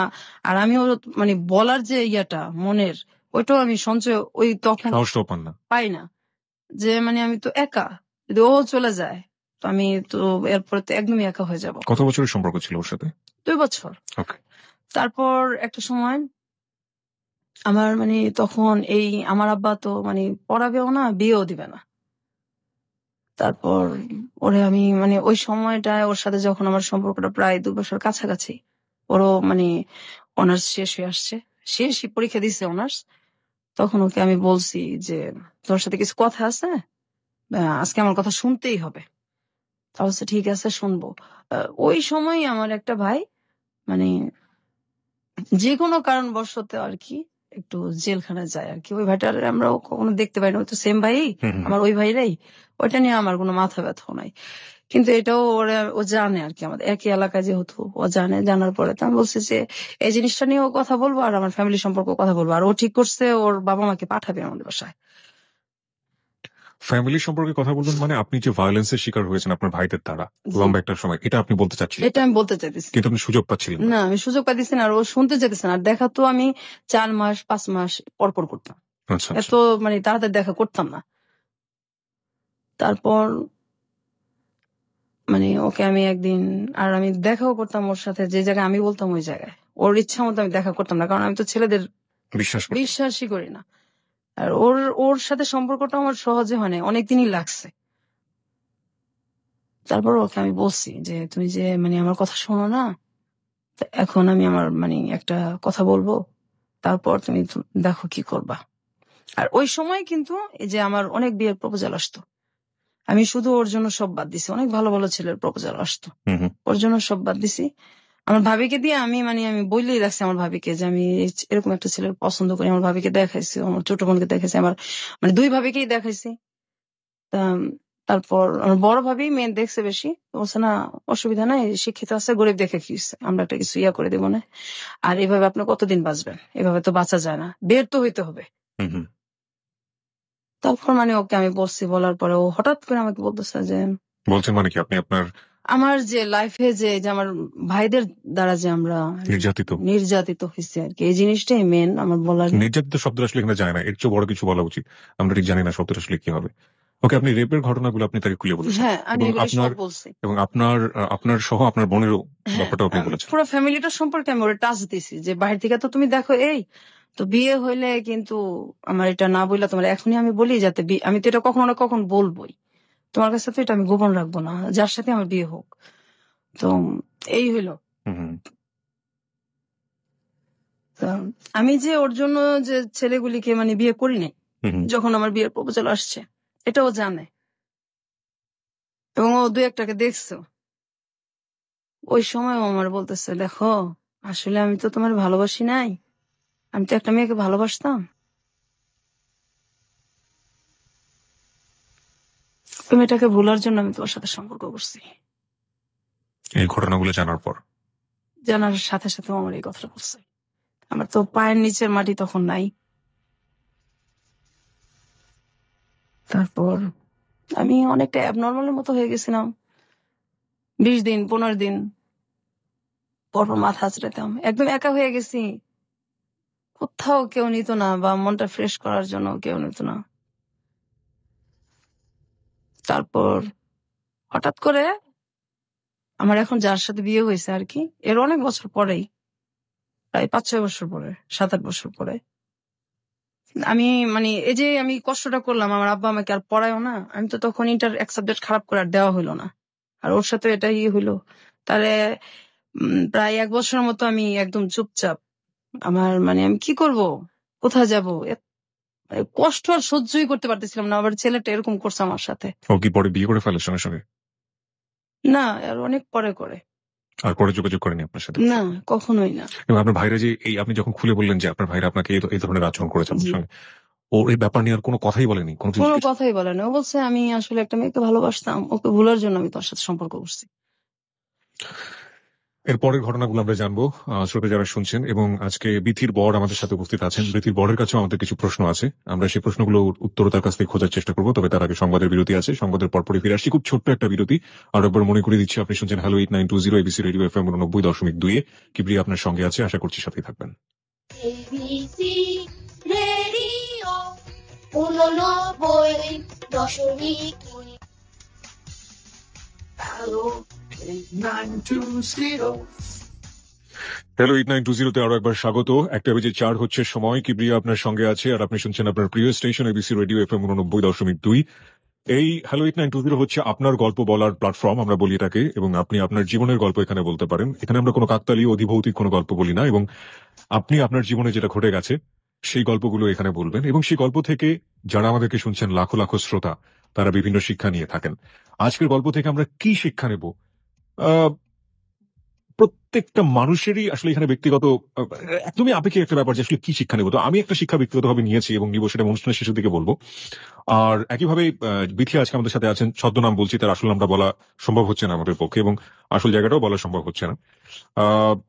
সে কি শিক্ষা নিয়েছে তার ছেলে মেয়েদের ক্ষেত্রে, সেটাও আমরা জিজ্ঞেস করবো। আর এই ফাঁকে আপনাকে আরেকবার একটু মনে করিয়ে দিতে চাই, আমাদের অনুষ্ঠানে আপনি অংশগ্রহণ করতে পারেন। 24 ঘন্টা একটি নাম্বার খোলা রয়েছে আপনার জন্য, 91156668। আবারও বলছি, 91156668। এই নম্বরে ফোন করে আপনি আপনার নাম এবং আপনি আপনার সেল নাম্বারটি ধীরে স্পষ্ট করে দিয়ে আপনি যা বলতে চান বলবেন। যে কোনো ধরনের প্রতিক্রিয়া হতে পারে, যে কোনো ধরনের কথা হতে পারে, কিংবা আপনি যদি এখানে অতিথি হয়ে আসতে চান, কি গল্প বলতে চান আপনার জীবনে, সেটা বলতে পারেন এবং আপনার সাথে আমরা যোগাযোগ করবো। হতে পারে আগামী সপ্তাহে আপনি এখানে আমাদের অতিথি হয়ে আসবেন। এছাড়া ফেসবুকে আমাদের অতিথিদের সাথে যোগাযোগ করতে, অতিথিদের যে কোনো ধরনের সাহায্য করতে, অতিথি প্রোগ্রাম সম্পর্কে অনুভূতি জানাতে, যে কোনো মন্তব্য করতে, আপনি ফেসবুকে একটি পেজ রয়েছে হ্যালো 8920, সেটাতে আপনি যোগ দিতে পারেন। আপনাকে যেভাবে খোঁজ করতে হবে, RJ Kibria, RJ space KEBRIA, not KIB, ঠিক আছে? RJ স্পেস KEBRIA, ওখানে আপনি জয়েন করতে পারেন এবং আপনার যা প্রতিক্রিয়া আছে আপনি সেটা জানাতে পারেন। এখন পর্যন্ত আমরা যেসব প্রতিক্রিয়া পেয়েছি, হঠাৎ করে যদি বলা হয় যে পৃথিবীটা ধ্বংস হয়ে গিয়েছে, এবং তারপরও মানুষ অবাক হবে না, এত বেশি অবাক হচ্ছে। এবং আমিও ঠিক এতটাই অবাক হয়েছিলাম যখন আমি বিথিকে ফোন করেছিলাম, বলেছিলাম যে আপনি আসলে কি বলতে চেয়েছিলেন, আপনি একটু বলেন। আমি স্পিচলেস, যেটাকে বলে, আসলে বাকরুদ্ধ হয়ে গিয়েছিলাম। আমরা ঘটনার এখনো শেষের দিকে না, আমরা একটু সামনের দিকে এগোতে চাই। বিথি, সেই ছেলেটা তো আপনার জীবন থেকে চলে গেল, তার 4-5 বছর পরে আপনি বিয়ে করলেন। জি। যাকে বিয়ে করলেন সে আমাদের সাথে রয়েছে এই মুহূর্তে, আপনার বর। এটাও কি আপনার লাভ ম্যারেজ ছিল? না, এই বিয়েটা হলো কিভাবে? বিয়েটা হলো যে আমি আমাদের ও হচ্ছে আমার দুঃসম্পর্কের আর কি এক আত্মীয়র ছেলে, এক দুঃসম্পর্কের এক খালার ছেলে আর কি। তো আমরা যখন ওদের সাথে আমাদের কোনো সম্পর্কই নাই, আচ্ছা, যেন খুব ছোট 5-6 পড়ি, তখন সম্ভবত ওদের বাড়িতে আর কি, সম্ভবত না একবার গেছি আমি আর আমার বড় ভাইয়ের মেয়ে। তখন আমার বড় ভাই তো খুব ছোটবেলা বিয়ে করে ফেলছিল, ওটা বলা হয় নাই। তো ওর মেয়েটা আর আমাদের কিন্তু বয়সের বেশি পার্থক্য না। আচ্ছা, তবে যাই হোক, ওই ভাস্তিটা আর আমার ভাস্তিটা তখন খুব ছোট, ও কোলেই নেই এরকম আর কি। ওরা নিয়ে গেছি, যাওয়ার পর তো ওই সময় ও সম্ভবত 9-এ পড়ে, 9-এ কি 8-এ পড়ে। ওই সময় গেছি, যার পর এই আর কখনো যাওয়া আসা না, ওরাও কখনো আসে নাই, আমরাও কখনো যাই নাই। তো ও নাকি ওই সময় দেখে আমাকে ভাল লাগছে, ওই 9-এ পড়া অবস্থায় আর কি, ওইটা সে মনে রাখছে আর কি। তো এর মধ্যে হয় কি, আমি আমাদের গ্রামে যাই একদিন বেড়াতে, যার পর আমার যে চাচাতো মামা, ওটা সম্পর্কে ওরও মামা হয়।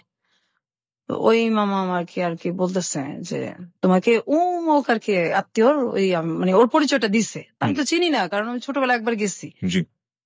তো আমাকে খুঁজে কেন, সে কি জানি এমনি জিজ্ঞাসা করলো, আমার মাথায় তার কিছু আসে নাই, কারণ আমি তো তারে চিনিই না, ছোটবেলা একবার দেখছি, ওটা তার মনেই নাই।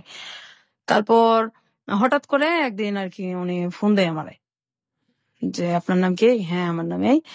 দাও, ওর আমার নাম বলার পরে আমি চিনতে পারি যে আপনার সাথে আমার কিছু কথা আছে। যে বলেন। না, আমি তো কথা আসলে ফোনে বলবো না, আপনার সাথে আমি দেখা করবো।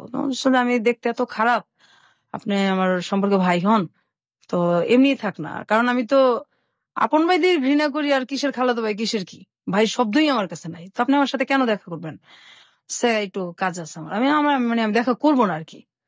তারপর অনেক দিন আমাকে অনেক দিন ফোন করছে, প্রায় 2 মাস ফোন করার পরে, খুব রিকোয়েস্ট করার পরে তারপর আমি ঠিক আছে আমি দেখা করবো আপনার সাথে। তারপর আমি দেখা করছি, করার পর উনি বলছে যে আমি আসলে আপনাকে তো সেই ছোটবেলা দেখছি, তো আমি তখন থেকে ঠিক করে রাখছি আমি বিয়ে করলে আপনাকে করবো। বলছে না আমাদের ভাই বিয়ে করা যাবে না, আমি বিয়েটা করবো না, কারণ বিয়ের শব্দটাও ঘৃণা করি। ছোটবেলা ওই যে আমার একবার বিয়ের ইয়েটা হয়েছে, তারপর থেকে বিয়ের শব্দটাও ঘৃণা করি, আর আমি এগুলির মধ্যে নাই, আর বিয়েটা করবো না। আর আমার আব্বা তো বিয়ের টাকা খরচ হবে, বিয়ের মধ্যেও নাই, আর আমার তো তখন বিয়ের ইয়া না, আমার তখনও আমি কাঁদতেছি যে আমি পড়বো, পড়াশোনা করবো। হ্যাঁ আমার যে পড়া গ্যাপ গেছে, আমার যে একটু বয়সটা বাড়ছে, ওইটা আমার কিচ্ছু যায় আসে না, লজ্জাও লাগে না, আমি মেন হলে আমি পড়বো। তখন আমি পড়ার জন্য কাঁদতেছি, যে কেউ যদি আমার সাহায্য করে তখন আমি পড়বো। তখন যে আপনি যদি পড়তে চান তা ঠিক আছে আমি পড়াবো, কিন্তু আমি আপনাকে বিয়ে করবো। ঠিক আছে আপনি বিয়ে করবেন, আমি তো বিয়েটা করবো না, এরকম কথাটা তো বলে চলে আসি, আর কথা হয় না। তো উনি আমার অনেকদিন ফোন দেয়, ফোন দিতে থাকে, এক পর্যায়ে আমি আমার ফোনটা সিমটা আমি চেঞ্জ করে ফেলি।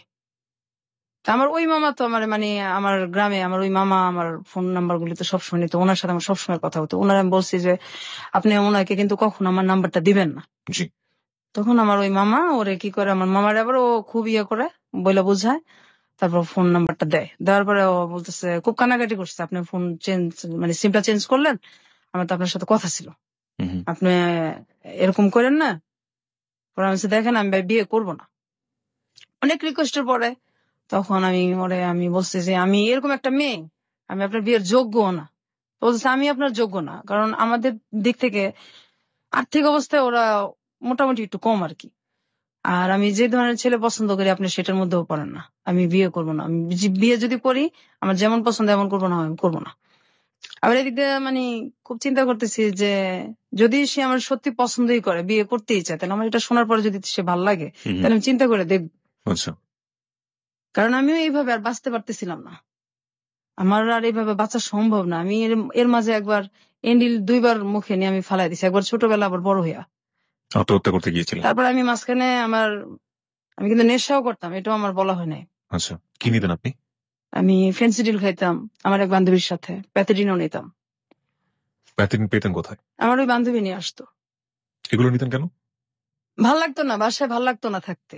আচ্ছা, ও বলতো যে এগুলি নিলে এগুলি খাইলে কষ্ট ভোলা যায়, তো ওর সাথে এটা আমার বলা হয় না, কথা প্রসঙ্গে আমি বলতেও চাই না এই জিনিসটা এখন। ঠিক আছে, পরিষ্কার হোক, সবকিছু পরিষ্কার হোক। হ্যাঁ, তারপর আমি যে এই যে বান্ধবীদের সাথে যখন ঘুরতে যেতাম, আমি তো চাইতাম না আমার বাসায় আসতাম, আমার ইচ্ছা করতাম রাস্তায় পড়ে থাকি। আমার বাসাটা আমার দোজকের চেয়েতেও খারাপ লাগতো, রাস্তায় পড়ে থাকি, আমার বাসায় ভালো লাগতো না। তো এই জিনিসগুলি আমি ওনার সব বলছি ফোনেই, এবং আপনি এই রেপের কাহিনী সব বলছি ওনাকে। আমি আমার কিচ্ছু বাকি রাখি আর কি, আমার ফ্যামিলির, আমার যে একটা প্রেম করছি সব বলছি। বলার পরে উনি হাসছে, বিশ্বাস করে নাই, বুঝছে না এগুলি কি তুমি আমাকে বিয়ে করতে চাও না সেজন্য। হ্যাঁ তুমি আসলে রাজি না তো এর জন্য এরকম করো, তোমার এগুলি কিছু আমার যায় আসে না, আমি তোমার বিয়ে করবো। বলছি না এগুলি সব সত্যি। তারপর যখন আমি খুব কান্নাকাটি করছি তখন উনি আর কি বিশ্বাস করছে এক পর্যায়ে, করার পরে বলছে যে এগুলি আমার কোনো কিছু যায় আসে না, আমার তোমার ভালো লাগছে, আমি বিয়ে করবো বাস্তব। তা আমার বাড়ির কেউ রাজি না, আমি বাসায় এটা জানাইছি, আমার বাসায় কেউ রাজি না। আমার ভাবি, 2 ভাবি, আমার 2 ভাবি তো আমার আমার মায়ের ভালোবাসা আমার 2 ভাবির কাছ থেকে আমরা পাইছি। মা বলতে আমার ওই 2 ভাবি। অনেক যদি রাগারাগিও করি, মানুষ তো বাবা মাকে এটা বাবা মায়ের সাথে বুঝায়। তা আমার ভাবিদের সাথে রাগারাগি করলেও তারা কখনো আমাদের সাথে রাগ করে থাকে না। আমার 2 ভাবি আমাদের রাগ কষ্ট সব বুঝে, এবং বুকে আবার তুইলেই নাই, ভাবিরেই নাই। তারপর আমার ভাবিদেরকে আমি বুঝাইছি যে এইভাবে কতদিন আমি বাঁচবো, আমার এইভাবে বাঁচাও সম্ভব না। এই ছেলেটা এরকম, সবাই বলতেছে যে ছেলেটা পড়াশোনা বেশি করে নাই, আবার আমাদের সাথে আর্থিক দিক দিয়েও যায় না, এটা কিভাবে হইব। ফার্স্ট দেখেন এইভাবে আমি তো আর থাকবো না। আর ওর ছেলেটা আমার এত চাইতেছে, তো কেউ রাজি না, কাউরে আমি বাসার কনভিন্স করতে পারতেছিলাম না। তারপরে এক পর্যায়ে ও আমার কিভাবে জানে আমার বড় বোনের হাজবেন্ডের ফোন নাম্বার নেয়। মানে ওনার সাথে মানে খুব যোগাযোগ করার পরে উনি আমার আব্বাকে আর কি খুব রিকোয়েস্ট করে। উনি ওর সাথে দেখা করছে, কথা বলছে, বলছে যে ছেলেটা যেমনই হোক, ছেলেটা ভালো, আপনি দিয়ে দেন, বিয়ে দিয়ে দেন। আর এদিকে আমিও আমার মানে বাসায় বলছি। তারপরে এক পর্যায়ে বিয়েটা হয়। তো বিয়ে হওয়ার পরেও মানে আমি ওদের বাসায় অনেক কষ্টে ছিলাম। এখন তো একটু আলাদা হয়েছি। ওর মা আর বোনের, ওর বাবা নাই। আচ্ছা, আমি এই প্রসঙ্গে আসতে চাই। অবশ্যই। আমি একটু আপনার বোর্ডের কাছে যেতে চাই। আপনি অনেকক্ষণ ধরে বসে শুনছেন এবং মাঝে মাঝে চোখ মুছছিলেন আপনার ওয়াইফ যখন কাঁদছিল। আপনি যে এই যে ওর ব্যাপারগুলো জানলেন এবং জানার পরেও আপনি ওকে বিয়ে করেছেন, সাধারণত এরকম হয় না। যেমন যাকে সে 2 বছর ধরে লাভ করেছে এবং সেই ছেলেটাও জীবন থেকে চলে গেছে এটা শোনার পরে, এবং কোনো প্রশ্নও করে নাই যে আসলে কি, জাস্ট কেটে পড়ার জন্য সে বলেছে অন্য একটা ছেলেকে মেয়ে লাভ করে সে। তো আপনি কেন তাকে বিয়ে করলেন? আমি করলাম তার কারণ হচ্ছে আমি আসলে তাকে ভালোবাসি। ছোটবেলা থেকে দেখছিলাম একবার, তারপর থেকে আমার মনের মধ্যে ওর জন্য একটা জায়গায় তৈরি হয়েছে। তো যে কথাগুলো ও আপনাকে বলছে, আপনি যখন মানে প্রথম যখন কথাগুলো আমাকে বলছে, আমি তো বিশ্বাস করতে পারিনি। বিশ্বাস করার কথা না, জি। কারণ বাবা মা এরকম হয় বা ভাইরা এরকম করতে পারে, এটা তো ভাবাই যায় না। আমি প্রথমে শুনে তো প্রথমে এটা আমি ওইভাবে নেই না। আমি প্রথম বুঝতে পারছি যে ও আমাকে পছন্দ করে না, বিয়ে করতে চাচ্ছে না, এই জন্য হয়তো আমাকে মিথ্যা কথা বলতেছে। যখন এক পর্যায়ে ও খুব কান্নাকাটি করলো, সত্যি কথা বলে মানে বুঝাইতে পারলো, তখন আমি তো মানে নিজেই হতভম্ব হয়ে গেছি, এটা কি করে হয়, আপন ভাই। তো আমি পরে বললাম যে দেখো ভাই, ওইটা একটা একটা অ্যাক্সিডেন্ট বা একটা দুঃস্বপ্ন মনে করতে পারো তুমি, ওইটা নিয়ে আমার কোনো মাথা ব্যথা নেই, কারণ এখানে তোমার কোনো দোষ ছিল না, তুমি পরিস্থিতি শিকার। ওইটা আমার কিছু যায় আসে না, আমি তোমাকে ভালোবাসি, যে কোনো কিছু বিনিময়ে তোমাকে চাই। ওই ভাইদের মুখোমুখি যখন আপনি হন, আপনার ফিলিংসটা কি হয়? সে তো আপনাকে বলে বোঝাতে পারবো না। যদি আল্লাহ তাআলা আমাকে ক্ষমতা দিত, এই বিচার মনে আমি নিজে হাতেই করতাম। আচ্ছা বিধি, আপনার কাছে একটু আসি। আপনি এখন আপনার সেই বাপের বাড়িতেই আছেন এবং আপনি নিস্তলে থাকেন সম্ভবত, রাইট? হ্যাঁ, এটা আমি যে কয়েক মাস আগে আসছি। আমি তো অসুস্থ। কেন আসছেন? আসছি, আমি খুব অসুস্থ থাকি। আমার মানে ওই যে আমার শরীরের যে থাইরক্স, এটা সম্পূর্ণ শুকিয়ে গেছে। টেনশনে আমার ডায়াবেটিস হয়েছে, আবার হাই প্রেশার হয়েছে, এত অল্প বয়সে। সব টেনশনের কারণেই হয়েছে। তো মাঝে মাঝে এত অসুস্থ হয়ে পড়ি যে আমি মানে রান্না বান্নাও করতে পারি না, এরকম অবস্থা হয়। তো কাছে থাকলে আমার 2টা ভাবি আছে, ওনারা খুব ভালোবাসে, ওনারা আমাকে দেখে। আপনারা যে বাসাতে থাকেন সেখানে কি আপনাদেরকে ফুল ফ্যাসিলিটি মানে যে সুযোগ সুবিধাগুলো দেওয়া হয়? মানে আপনার শ্বশুর কি দেয় সুযোগ সুবিধাগুলো? না না, না, না। সুবিধা ওগুলি কোনো আমার ভাইদেরকে যেভাবে দেখতো আগে থেকে ওইভাবেই দেখে। আর আমি তো এই বাসাটা যে ভাড়া নিচ্ছি, আমাকে ভাড়াও দিবেন আমার বাবা। মানে আপনাকে ভাড়া দিতে হয় নিজের বাড়ি? অবশ্যই। আমার ভাইরা থাকে 2 ফ্ল্যাট নিয়ে, ভাইরা 2টাও থাকে। তারা কারেন্টের বিলও দেয় না বা ভাড়া তো প্রশ্নই আসে না, যেখানে বিলটাই তাদের কাছ থেকে নেওয়া হয় না। কিন্তু আমার কাছ থেকে সবই নেওয়া হয়, এবং আমি যে ভাড়াটা নিচ্ছি এটা অনেক রিকোয়েস্ট করে নিচ্ছি। আমার আব্বা আমাকে ভাড়াও দিবে না। আমি খুব রিকোয়েস্ট করে, খুব কান্নাকাটি করে তারপর ভাড়াটা নিচ্ছি। আমাকে দিবে না এখানে ভাড়া। আর আমার ভাইরা তো বলছে অনেক আগে যে মানে আমি একদিন বলছিলাম যে ওদেরকে দিলে আমাদেরকে দিবেন না, এখন তো আমরা বড় হয়েছি, এত কষ্ট এখনো দেন, আপনিও তো একসময় মারা যাবেন। আমার ভাইরা বলছে যে এই চোখ 2টা উঠায় ফেলবো আর তাই না ছাদের মধ্যে রোদ্রে দিয়ে রাখবো। এই বাসার তুই কে? কোনো কথা বলতে পারবি না এই বাসায়। আর এই বাসার তোরে আর মানে আর আমার ছোট বোনটারে কিচ্ছু দেওয়া হবে না। কে তোরা, কে এই বাসার? আমার আব্বার সামনেই বলছে। আরে আমার আব্বার সামনে এটা তো নতুন কিছু না, আগে থেকে তো এর চেয়ে তো অনেক কিছুই হয়েছে। আপনি এখন আগের চেয়ে অনেক স্বাবলম্বী বলতে পারি, কারণ আপনার হাজবেন্ড আছে যে সবকিছু জানে, আপনাকে লাভ করে, আপনার হাজবেন্ড রোজগার করে, তার রোজগারের পয়সাতে আপনাদের সংসার চলে, সুতরাং আপনি আপনার বাবার উপর ডিপেন্ডেন্ট না। অবশ্যই। এখন যদি আপনাকে বলা হয় যে আপনি আইনের দ্বারস্থ হন এবং আইনের দ্বারস্থ হয়ে আপনার যে অধিকার সেটা আপনি আদায় করে নেন, আপনি সেটা করবেন? না, আমি করতে পারবো না, কারণ তাহলে আমার যে ভাইরা এই সমস্ত কাজগুলি করছে তারা মোটামুটি ভালো ফর্মে আছে। তো আমার হাজবেন্ডকে হয় মেরে ফেলবে, না হয় আমাকে মেরে ফেলবে। আমি থাকতে পারবো না, বাঁচতেও পারবো না। এবং আমি যেখানে আসছি এটা যদি জানাজানি হয় তাহলে যে আমার কি হবে আমি চিন্তাই করতে পারি না। এই রিস্কটা আপনি কেন নিলেন? আপনি কেন এত বড় জানার পরেও আপনি কেন রেডিওতে এসে লাখ লাখ মানুষের সামনে আপনি আপনার জীবনের কাহিনী বললেন? আমি মেন আসছি আমার ছোট বোনটার জন্য, যে আসলে একসাথে বড় হয়েছি, ওর কথাগুলি রেজিস্টার না আনলে আমারটাও চলে আসে, এই কারণে হয়তো আমার গুলিও বলা হয়ে গেছে। আমার ছোট বোনটার জন্য আসছি, আমার ছোট বোনটার জন্য আমি অনেক জায়গায় গেছি, ওর চিকিৎসাটা হোক। ও যে মানুষ এটা তো ভুলেই গেছে, যে ও যে মানুষ, ওর যে বাঁচার অধিকার আছে, ও তো মানুষ। তো ওর জন্য মানে যদি কেউ ওর চিকিৎসার জন্য সাহায্য করে, বা ওর যে কষ্টটা, আমার যে কষ্টটা, এটা মানুষ জানুক। আর আপনি যেভাবে মানুষের ধৈর্য সহকারে যে কথাগুলি শুনেন, আমি তো আমার হাজবেন্ড ছাড়া কাউকে এগুলি বলতে পারি নাই, আর আমার ভাবিরা ছাড়া। তো আপনার কথা শুনে আমার খুব ভালো লাগছে। আমি চিন্তাও করি নাই যে আমি মানে কেন যাব, কি করব, আমার ভালো লাগছে, আমি চলে আসছি। কিন্তু যখন আমি জানিয়েছি যে আমি আসবো, তখন আমি চিন্তা করছি যে দিলাম, আমি কথা বলতে পারবো, আর বলার পর আমার কি হবে, এই চিন্তাটা আমি পরে করছি। তো এখন আমি আমার বোনটার জন্য আসছি। আর আমার মানে মানুষ তো সবাই প্রেমের কথা বলে, তো পরিবারে যে কি মানুষ যে কি কষ্ট নিয়ে বাইচে আছি, আমরা এখনো বাঁচতেছি। আমি এখনো কিবরিয়া ভাই ঘুমাইতে পারি না, এত বড় হয়েছি। দিনের বেলা আমার হাজবেন্ডকে জিজ্ঞাসা করেন, আপনি কখনো ঘুমাই না, রাত্রেও আমি 4টা পর্যন্ত প্রত্যেকদিন সজাগ থাকি, 4টা 3:30। আমার মানে কোনো শব্দ পড়লেই মনে হয় আমার ভাই বোধহয় আসলো, এই বোধহয় আমার গায়ে হাত দিল।